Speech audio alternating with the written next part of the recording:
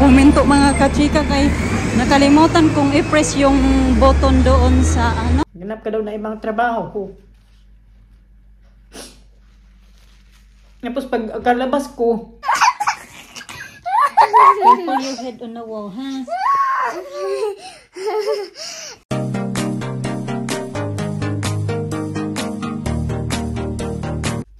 Good morning, Tita Karma. Nagising. Kasi kinis ko. Gising tuloy. Pero maglaro daw siya ng kanyang Barbie. Paalis na din ako mga kachika. See you later. Pick me up later, okay? Okay. I love you. Bumalik ako dun sa taas kay kumuha ako ng damit ba. Bihisan ko mamaya.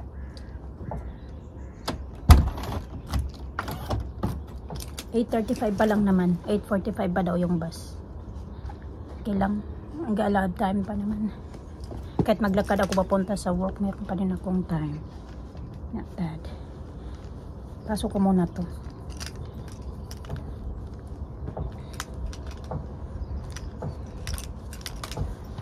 Alis, ang sarap pa ng tulog. Hindi siya pumunta dun sa higaan namin ni Mr. kasi ang himbing ng tulog niya kasi diba nagpark sila kahapon 3 oras. Tapos anong oras na natulog kagabi kasi naglalaro pa talaga. Alis na ako mga kachika.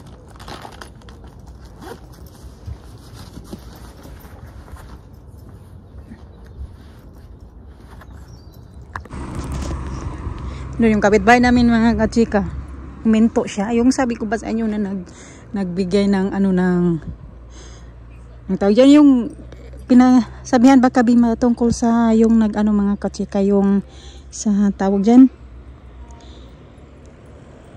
yung tungkol nga sa yung daw na pumunta na sa likuran niya, ganun. Tapos yun, huminto siya mga kachika, papasakayin niya daw ako. Tapos sabi ko wag na. Tinanong ko muna kung saan siya pupunta. Sabi niya pupunta daw siya ng Sainsbury's magpo-food shopping. So, hindi na tayo sa bus mga kachika. Naputol yung aking kwento kanina ba. Ilagay ko muna to para mas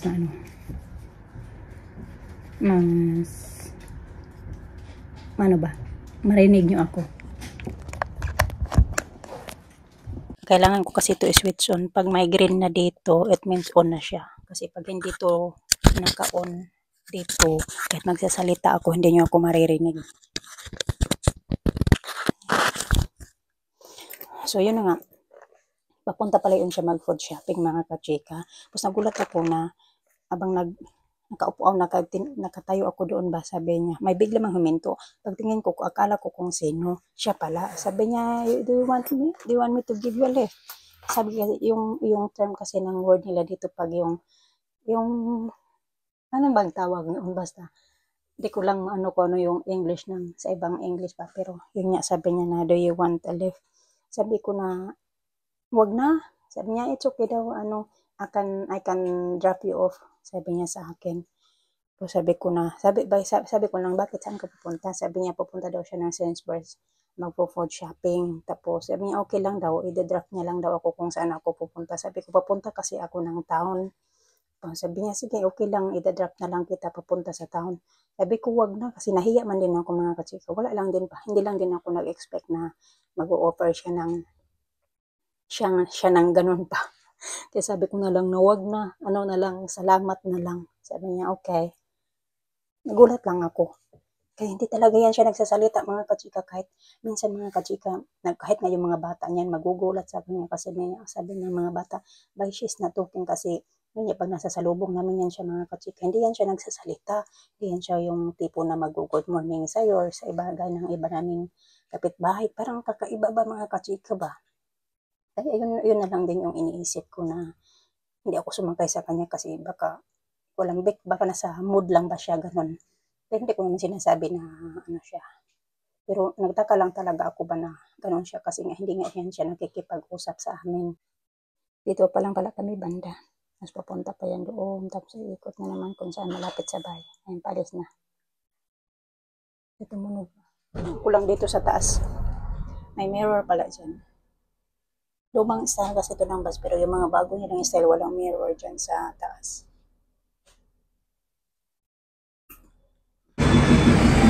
Dito, komento mga kachika kay nakalimutan kong i-press yung button doon sa yun sa kabila. Tatawid tayo dito. Ano tayo nahulog? Sis, nahulog yung ipit ko. Yaan mo na yun. Ang aga-aga po may naamoy na akong nanigarilyo ng yung ba? Alam nyo na mga kachika. Letter M na nila, sinisigarilyo. Tingin muna tayo dito. 18 karat.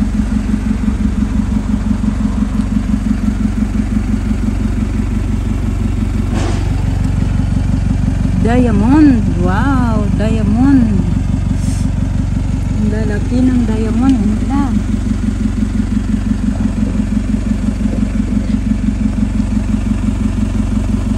Ito yung tinitinda nila dito ng mga mga kutsi. More on 9 karat. Pero meron din naman sila mga 18 karat din.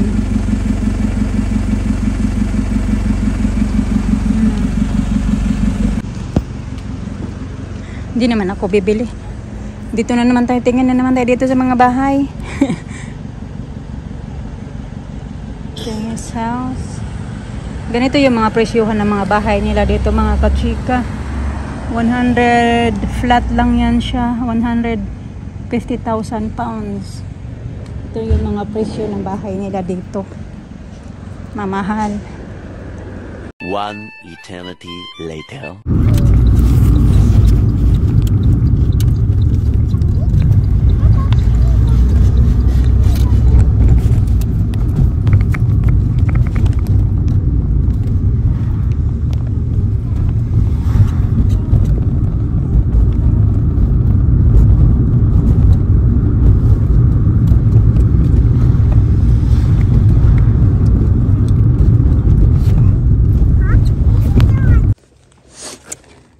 Alisa didn't change her clothes. That's what the clothes she wore last night to bed.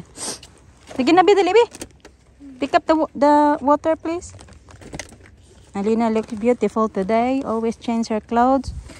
Always get changed. Dali na. Okay, later, Daddy. See you later, Daddy. Later. Are you hungry, Lina? No? I don't ever get a snack. I'm going to cook a pizza. And I'm going to make a strawberry How shake. you make Okay? the corn that wouldn't know how to... Nag-iyak talaga ako mga kachika. So, yung doon pa kanina pa lang sa trabaho, o kanina pa, mga 25 minutes ako na-stuck doon sa lift mga kachika. Yung elevator dito, tawag nila dito ay lift. 5 before 1 o'clock, kasi matatapos ako ng 1:30. So, natapos na ako mga kachika, mga 12:30. Tapos na ako sa lahat ng ginagawa ko. So, naggawa na lang ako ng mga extra. Tapos noong mga 5 to 1, nag-decide ako na mag-restock ako ng mga towels doon sa second floor, yung parang din namin staff room doon siya. Tapos yun na, may nagdala na ako ng mga mabigat-bigat yung binitbit ko, kaya gumamit ako ng lift ng mga kachika paakyat kasi sa second floor. Tapos nandoon sa ground floor yung dito yung ground level sa kanila ay sa atin ay first floor. So yung first floor dito sa atin naman ay second floor na siya. Ganon sila dito. So yung second floor dito sa atin ay third floor na. Parang ganon. So sa kanila dito iba. Ako doon sa second floor, yung lift pumunta sa level ground kung saan yung restaurant, ganon. Tapos nagtaka ako, sabi ko nga, bakit nagpunta dito na ako lang naman sana mag-isa. Inisip ko na lang mga kachika na baka may nagpendot din na paakyat. Kaya pumunta sa sa baba. Kasi kaninang umaga din na ginagamit ko yung lift, dalawang beses din yun pumunta sa baba kasi meron busy yung restaurant, tapos yung mga kumakain sa restaurant umakyat na pagkatapos ng breakfast, kaya dalawang beses yun nangyari kanina. So kanina yun lang ding isip ko na may paakyat nga. So yun na nga, pagtingin ko kung wala mang tao, tapos nakita ko dun yung sign mga kachika, kung saan yung sign na anong floor ka na ba.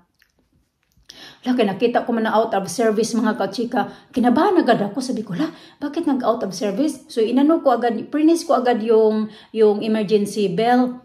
Prines ko. Tapos, ayan, may naririnig ako ng mga tao doon sa restaurant, yung mga nagtatrabaho yata yon. Tapos, wala pa din. So, prines ko ulit. Wala pa din nagpunta sa akin. Hanggang siguro mga 10 minutes na. Prines ko siya ng matagal na talaga para yung emergency bell hanggang pumunta doon yung nandoon sa reception. Yung Indian siya mga kachika, babae. Sabi niya, nagtanong siya kung mayroon bang tao. Sabi ko, nandito ako, na-stuck ako. So, kilala niya ako. Ganun yung boses ko. Kilala niya na ako. Tapos yun na, sabi ko, nandito ako. Sabi niya, sige, wait lang. Kasi i-reset niya daw yung lift nga. I'm going to reset the lift. Tapos yun na, matagal pa ako nagantay doon mga kachika hanggang inabot na ng 1:20. Nandoon pa ako mga kachika. So, syempre, na-stress na ako doon sa loob kasi natatakot ako. Plus, naisip ko ba na kailangan kong mag-out ng 1:30, yung sila mister mag-aantay doon sa labas. Ganun ako gusto ko na talagang umiyak, nandoon pala ako sa loob mga kachika kasi first time talaga to nangyari sa akin na na-stuck ako sa lift talaga ba. Tapos, ay naku, natakot ako, nakakatakot pala yung experience na ganun ba. Siguro hindi nyo lang, pagkasabihin nyo na OA lang ako, pero nakakatakot mga kachika yung nandoon ka ba kasi hindi natin alam kung yung mga susunod na mangyayari. Tapos nandoon ako sa elevator, na stuck.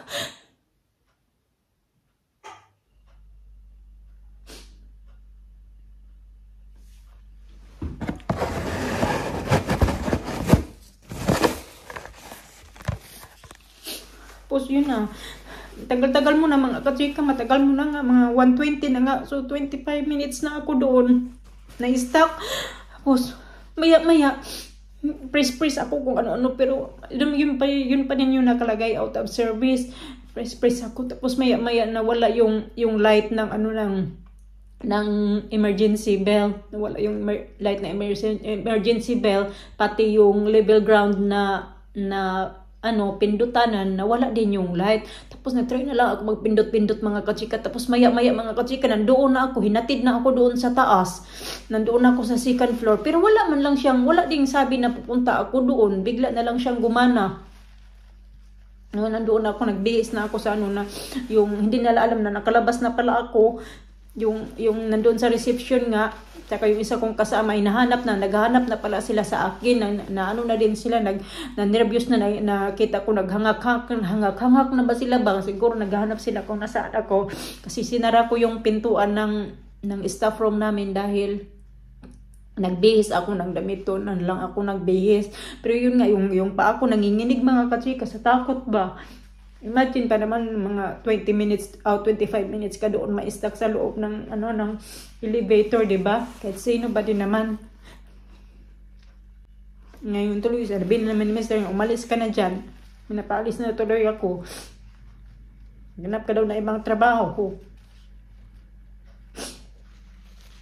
Tapos pagkalabas ko, nandoon na ako na mag-sign out na ba ako mga kachika ba. Nandoon na nandoon yung manager namin. Tinawagan niya pala yung manager kasi yung wala na doon yung manager namin kasi di ko alam hanggang anong oras lang siya today. Tapos mamaya babalik din kasi yan sila mamayang hapon, ganun. Tapos tinawagan niya pala na nandoon na stuck na ako. Tapos inayos nila. Tapos yun, nakita niya ako. Sabi niya, okay ka lang? Sabi ko, oo. Tapos sabi niya, anong ginawa mo? Nagtalon-talon ka ba? Bakit na ganun? Sabi ko, wala akong ginawa. Lang ako. Tapos na ganun lang yung nangyari.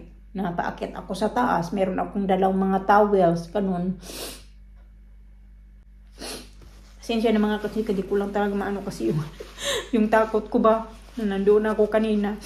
Hindi ko lang mailabas-labas. Pero gusto ko na talagang maiyak-iyak na talaga ako doon. Sabi ko, gusto ko ano naman nangyayari dito. Bakit ako pa nagkataon na ng ganito? Kanina pa lang din umaga. May mga bad sign talaga mga kachika ba. Kasi actually ilang beses na last week din naglilinis ako mga kachika, nawawala yung aking mga gamit na air freshener. Tapos di ko alam kung nasaan. Hinanap ko naman lahat ng rooms na nilinisan ko. Hindi ko talaga mahanap yung air freshener mga kachika. Tapos kanina na naman, nawala na naman yung air freshener ko. Chinay ko na naman yung mga rooms na nilinisan ko. Wala talaga mga kachika. Di ko alam kung saan. Talaga mahanap kung nasaan. Wala din sa basura. Hinanap ko kung yung basura. Pero wala talaga mga kachika. Hindi ko talaga mahanap. Tapos kanina naman, nawala na naman mga kachika. Ko alam kung ano yung mga pangitain na yun ba. Katakot lang kasi, di ba? Imagine kung mayroon ding magkasunog, ganun, kung anong may problema sa pinuukma, anong nangyari ko noon.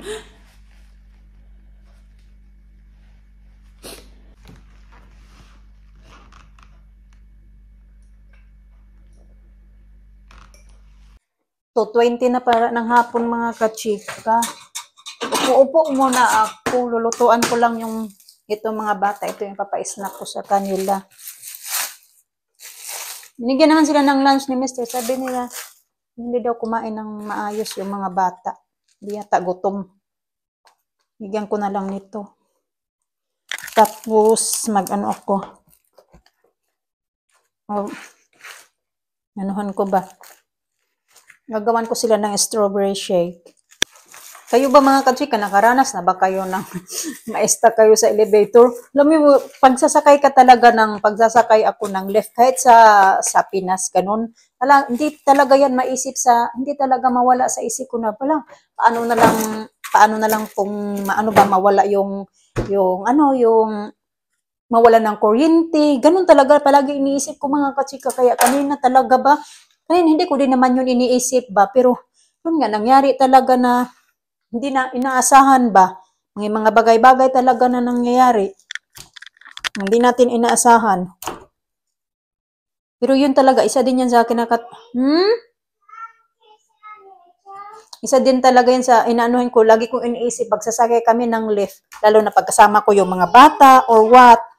Kasi dati napapanood ko lang Napapanood ko lang yan sa mga news na ganun, may nagka-problema habang may mga tao sa loob ng lift, ganun. Sa atin pa, sa Pinas pa ba mga kachika ba? Pero ngayon talaga, nangyari na. Ako na talaga yung karanas ng ganun. Di pala madali, nakakatakot pala. Okay naman ako mga kachika, medyo nagkalma na din yung katawan ko ba? Hindi na nanginginig, kasi kaya na nanginginig talaga ako. Pero ngayon, okay naman ako. Pag-relax na ako kasi alam ko na nandito na ako sa bahay. Safe na ako. Ganun ba? Ganun na ako. Kaya na doon ganun na ba? ganun na. Tinatry ko na nire-relax yung sarili ko. Ito nga yung pinagkakainan ng mga bata, Alisa, hindi kinain lahat yung soup niya. Ito naman cheese sandwich kay Alena. Yung fruits naman, kumain naman sila.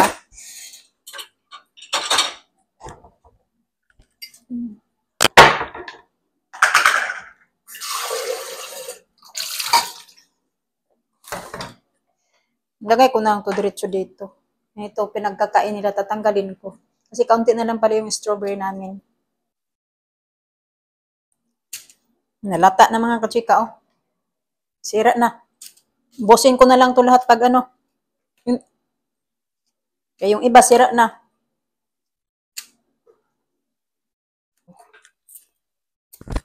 Kasi, wala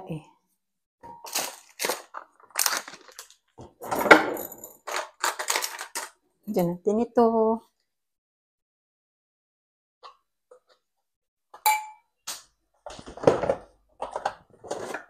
Kailangan din pala namin ng milk. Kaunti na lang yung milk.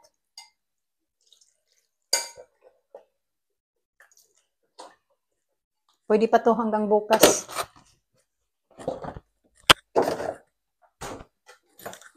Bukas. Ibili na lang kami bukas ng mga bata. Ayoko na maglakad din papunta ng shop. Diyan sa shop kasi pagod na yung katawan ko. Hindi naman pagod, yung kakapagod na ba. Akyat baba sa ano. Lina!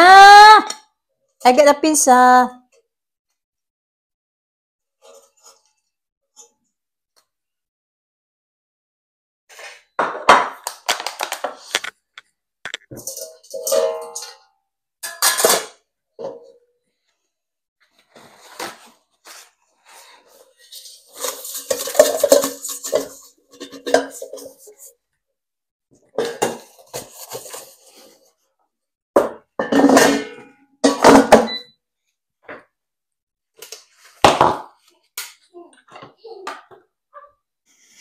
Ito na mga kachika. Tikman nga natin. Hindi pala yan natikman. Kung anong lasa.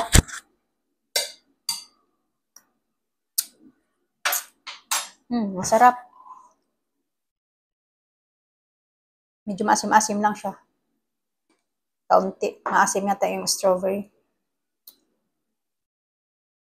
Dali na mo, B! I got the drink and the pizza. Yung papa-snacks ko sa kanila. How was it? Good? It's I didn't tell you here today. You brush your hair? Did you brush your hair?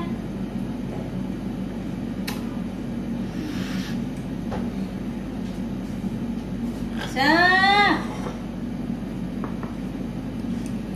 Dali sa!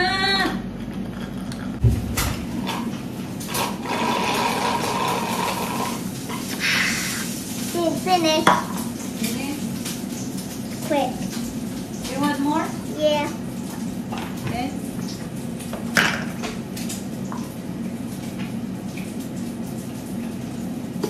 And we'll save this one as well for Alisa, yeah? Bye!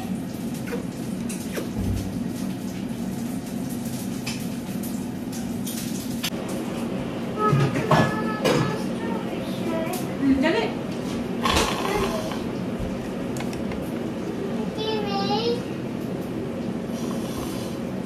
Are you going to say?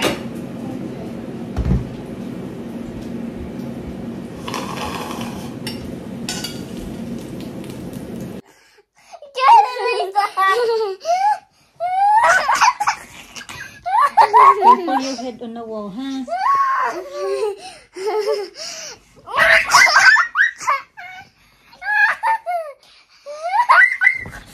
Okay, that's it now. Okay, gonna hurt your tummy, babe. That's it. Ay, nagpapahinga sana ako dito kaya nandito man din yung dalawa. Sinusundan ako. Okay lang. Wala naman akong ibang kagawin mga kapatid. Hindi ko lang muna intindihin yung mga ligpitin. Actually, maraming ligpitin. Maraming hugasan doon sa baba. Mamaya na lang yun. Ipahinga ko muna yung katawan ko. That's it na, please. That's it na, Sasa. Pinabihis ko na pala to kay yung suot niya kanina. Kagabi pa yun. Hindi na nagbihis. Take off me, Lisa. Okay, that's it now on your tummy because you're gonna hurt yourself. Did you do this? Mama, can I make my mama a bun? Okay, is auntie is calling. Ayan, wait lang kayo. Tumatawag si ate.